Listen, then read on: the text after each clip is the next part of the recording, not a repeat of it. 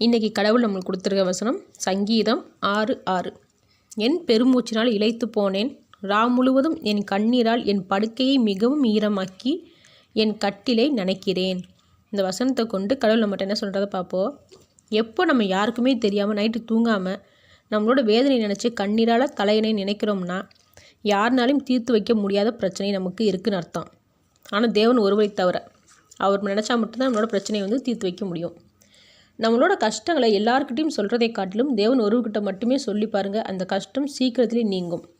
நம்ம மற்றவங்ககிட்ட சொல்லும் போதும் புலம்பும் போதும் நம்மளை அறியாமலே தேவனுக்கு முதலிடம் கொடுக்க மறந்து போயிடுறோம். தேவனுக்கும் நமக்கும் உள்ள ரகசியங்களே இல்லாமல் போயிடுது.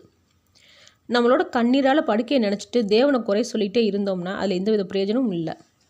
எந்த ஒரு கஷ்டம்னாலும் வேதனைனாலும் தேவனுக்கு மட்டுமே தெரியப்படுத்தும் போது தேவன் நம்மளோட கண்ணீரை துடைக்கிறவராக இருப்பார். நம்மளோட குழந்தைகளுக்கோ இல்லை நம்மளோட உறவுகளுக்கோ ஏதோ ஒரு பிரச்சனை இருந்து அது நம்மகிட்ட சொல்லாமல் இருந்தாங்கன்னா அது நம்ம கேள்விப்பட போது நம்ம என்ன கேட்குறோம், ஏன்ப்பா என்கிட்ட முதல்ல சொல்லலை அப்படின்றதான் கேட்குறோம். அடுத்து அந்த பிரச்சனையிலேருந்து அவங்கள எப்படி நம்ம காப்பாற்றுறது அப்படின்றத நம்ம யோசிக்கிறோம். அதே போல் தான் தேவனும் எதிர்பார்ப்பார். நம்மளோட பிள்ளைகள் கஷ்டத்துலேயும் மற்றவங்களை தேடி போகாமல் என்னையை தேடி வந்திருக்கு அப்படின்னு சொல்லி தேவன் சந்தோஷப்படுவார். அப்போது அந்த நாள் அன்னைக்கு நம்மளோட கஷ்டத்தை உடனே சரியாக்குவார். ஆமேன்.